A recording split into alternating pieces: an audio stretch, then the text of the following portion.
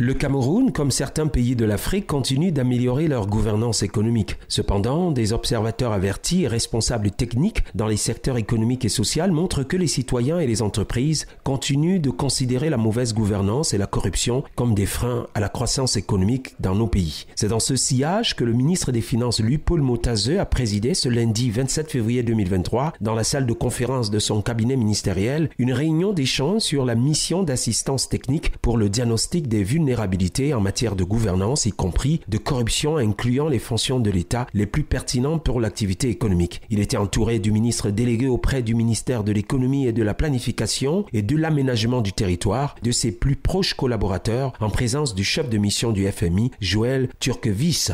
Au cours de cette réunion, il a été question de rappeler les techniques nécessaires à l'amélioration de la gouvernance ainsi que de la lutte contre la corruption par assistance pour faire face aux répercussions qui plombent l'économie afin de bâtir un avenir meilleur avec un diagnostic bien réfléchi et bien élaboré. Le ministre des Finances Luipol Motazeu, dans sa prise de parole, a tenu à présenter l'importance de cette assise qui va de pair avec une augmentation des recettes intérieures, une hausse de l'efficience des investissements publics et une amélioration des indicateurs d'éducation. Si les priorités varient selon les pays, les réformes de la gouvernance visent à renforcer la transparence et la responsabilité, à simplifier les règles et bien les appliquer, mais aussi et surtout renforcer les dispositifs de lutte contre la corruption en adoptant des lois et réglementations, en s'inspirant des conventions et meilleures pratiques internationales et puis en mettant en place des institutions qui les appliquent de manière efficace. Le chef de mission du FMI, Joël Turquevis, présent à cette réunion, s'est dit heureux de participer à cette réunion d'échange porteuse de beaucoup d'espoir.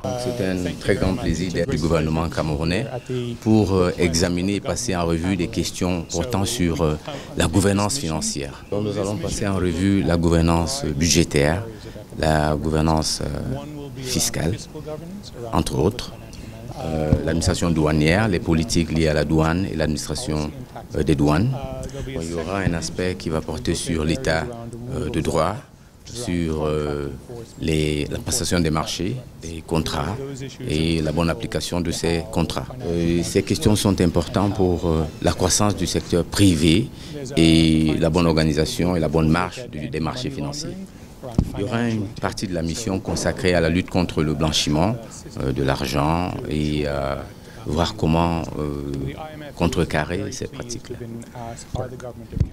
Le Fonds monétaire international est très content d'avoir été invité à regarder ces questions-là, de sorte que nos recommandations vont faire en sorte que le gouvernement camerounais puisse mettre en œuvre ces réformes en la matière de façon plus efficace. Il y a déjà des progrès réalisés en la matière. Donc l'objectif de cette mission, c'est de voir comment renforcer un peu ces progrès.